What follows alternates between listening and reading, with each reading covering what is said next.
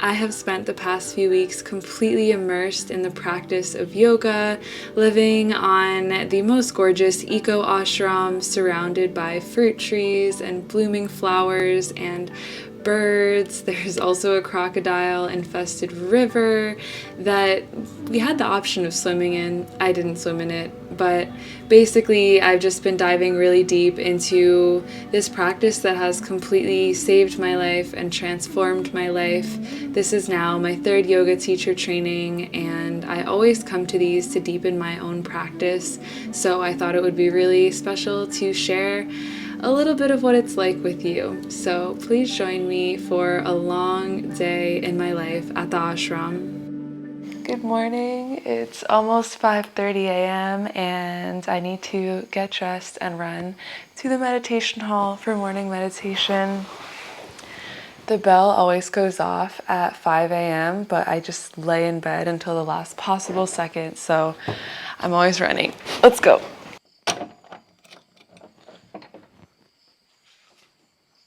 The sky is so beautiful right now. Swasti nastarkshu arishtanemihi swasti no brahaspatir dadatu om shanti shanti shanti.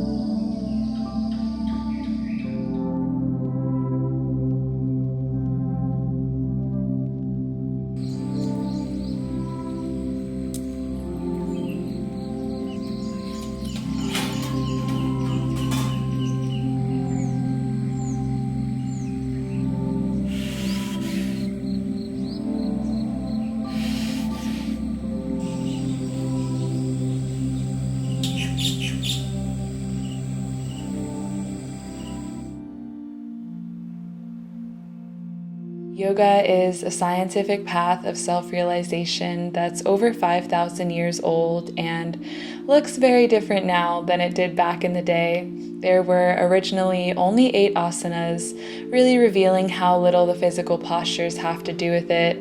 In a book I was reading called Raja Yoga by Swami Vivekananda, he says in relation to the physical benefits of practice, a Hatha yogi lives long. 100 years is nothing to him. He is quite young and fresh when he is 150, without one hair turned gray. But that is all. A banyan tree lives sometimes 5,000 years, but it is a banyan tree and nothing more. So if a man lives long, he is only a healthy animal, defining the body as nothing more than a great instrument or a series of changes, which I really resonate with. Basically, health is not the goal, but a means to living an existence of fulfillment. What I have come to know is that Western yoga is generally about feeling good and finding wellness or balance, while traditional Indian yoga is about breaking down the ego, resting one's awareness outside of duality, and liberating the soul. To put it in very simple terms, each one of my teachers described this in slightly different ways throughout the past month, but there are many different steps and stages on the path, different types of yoga to practice, such as bhakti, jnana, or karma yoga. But what I can say about my personal experience is that yoga has helped prepare me physically and spiritually for the myriad of complexities in life. It's been the repeated entry point for my awareness to move beyond density and darkness into light, into the understanding of the part of me that is infinite. I get to arrive on my mat, push back the layers of my worldly confusion, and see clearly a part of my being that is complete love, complete trust, complete knowing. That's where I'm at right now.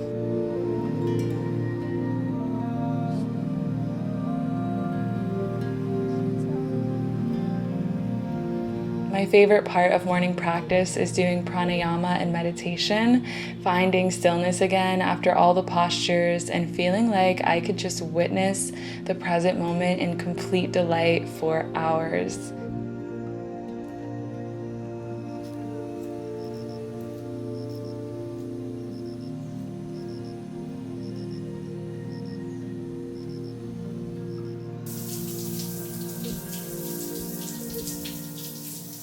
So, what does it mean that I am doing an advanced 300-hour yoga teacher training?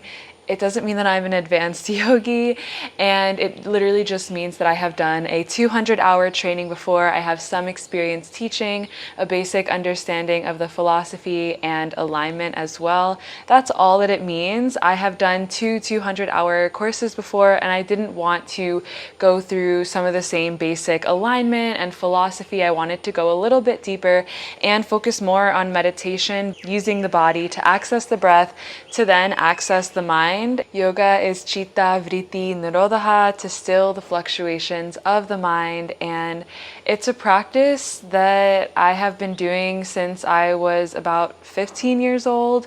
I would just take classes at my local gym, and it's evolved so much from the start of my journey until now, and I feel the most open and the least dogmatic about the practice that I'm doing than ever. I'm really happy to be diving even deeper into it and reinvigorating myself to practice for longer periods of time, to be more excited about doing different sequences, because I definitely felt kind of stagnant with my yoga practice. Like I was just kind of doing the same thing every day and it wasn't evolving with me, and it wasn't really evolving me, which is why I started to focus more on other practices or started to find new meditations that I really liked, but doing a yoga practice itself wasn't stimulating or exciting me as much. And now I feel completely renewed and reopened to a bunch of different postures that feel really good. And I just said yoga isn't about asana, but now I'm talking about the asana, and it's because if you use the postures correctly, it can really bring you into a place of immense stillness and calm and little feelings of oneness with everything, which to me feels like a feeling of awakening. When I can touch the experience of oneness for even just a moment, using my breath and using my body, it feels like the most timeless, limitless space where I'm coming into contact with who I actually am. And that's kind of what I feel like the goal of any of my daily practices are, to bring me back to the unchanging place within me. And for the last year, it hasn't just been yoga. And I think that it can be anything that is your doorway home. But I'm just really appreciating challenging my body physically and seeing what that does to my mind, feeling like I'm exercising a lot of discipline every single day, and feeling the effects of that and the new neural pathways that are being created is like a quantum leap, simply from showing up so consistently, so regularly for 8 hours a day for a month straight. And I will continue coming to these trainings whether or not I will ever actually teach in person, whether or not that's a career path for me, for my own spirit. And I really do want to teach online a little bit. I think I'm going to make a separate YouTube channel with yoga classes, but I'm just really grateful to be learning a traditional lineage-based way in India from people who have been practicing it for years, who have so much wisdom, which is a big conversation that comes up when talking about yoga, me being someone who is not Indian, sharing about yoga. And so I'm going to have other traditional resources down below. And if you have any that you would like to recommend, please leave them down below, because I think it's really important to learn and share from a traditional place. I just want to vocalize that. And I am just a humble student, forever a student. I'm going to head to breakfast because I think we only have 30 minutes to eat, and it's a full schedule.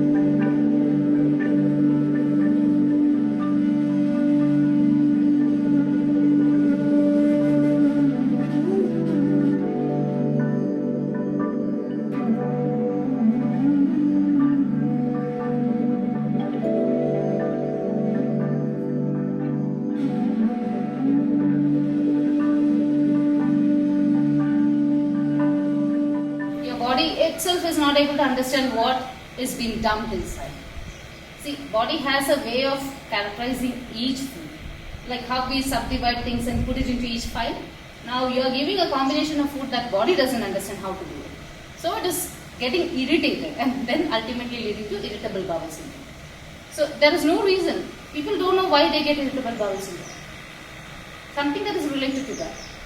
So something that you are putting in, that you are taking in itself is resulting into it. It's forming particular proteins in your body which the body itself doesn't recognize. Hello, it is a lovely time of day right now where we have a 2-hour break.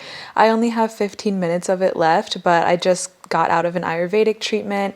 So this ashram is also an Ayurvedic retreat place for people to come and get healing. And during this training, we have these 2-hour breaks so that any of the students have time also to get treatments, to get balanced out in their bodies and their elements. And I just got an incredible treatment where they stuffed these little sacks with hot healing herbs and turmeric and oil. They gave me a full body oil massage, and then they just pounded me with these sacks of healing herbs. I know it sounds kind of interesting. You had to be there to see it and understand, but it just felt so good. And the sacks are like this big, and they're just pounding you with them all over your naked body.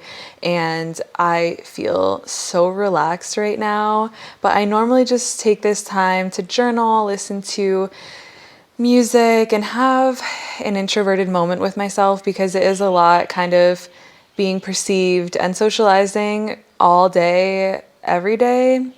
It's not that dramatic though, because we have quiet hours from 10 p.m. to 10 a.m. So breakfast is always in silence, and I really like that. And I'm pretty good at navigating all spaces now as someone who doesn't like to talk that much or need to be too social.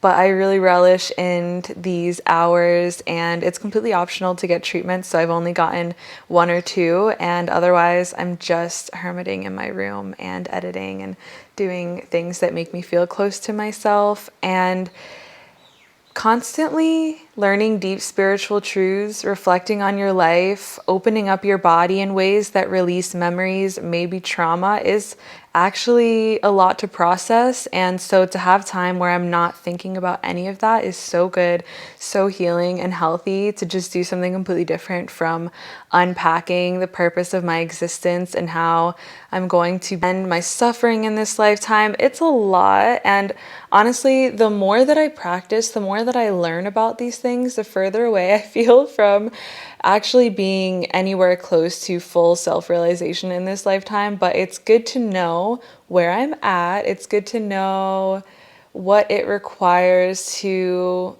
begin to live a life of just complete welcoming, of inclusive thoughts, of limitless compassion for every single human, and really to exist without conclusions about myself or the world with my thinking mind. And it's a process, it really is. But I'm going to lay here for the next 15 minutes, and there is a snack time at 1:30, but I normally miss it and just hang out with myself because I have other snackies here, like some fruits and figs, and I'm gonna munch on some of those. But yeah.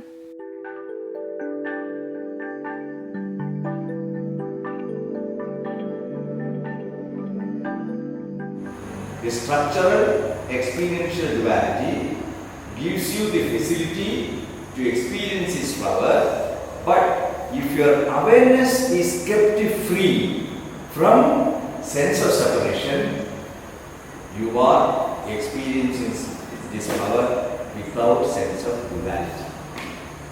So to enjoy sense of non-duality, what you should do, you should be able to see this flower without a projection on your part. What is the projection? I like it, I don't like it, I want it, I do not want it. That is a projection. Like and dislike has got nothing to do with flower. It has got everything to do with your projection. So that projection is born of sense of separation. What is the duality? Perceiver, perceived duality. I will go to the structural analysis further, but one thing I am going to tell. Sense of duality happens when there is sense of separation. Om Yoga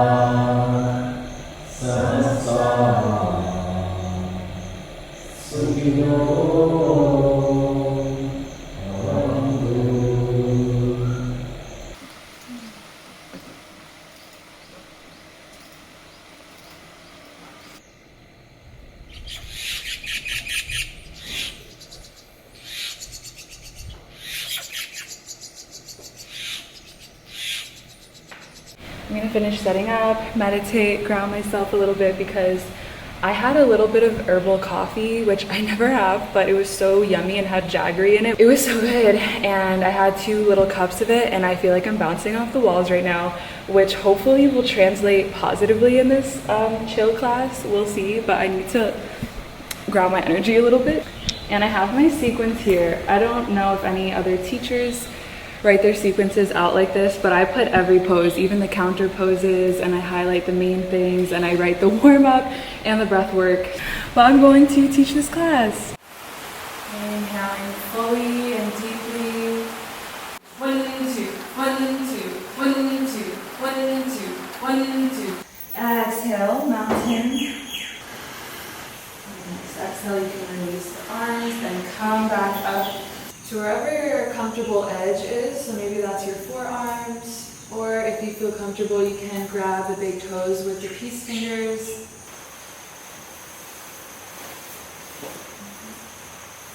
Cervical, spine, loving awareness in all of your back, left pinky, left thumb, pointer finger. Entire face is completely relaxed.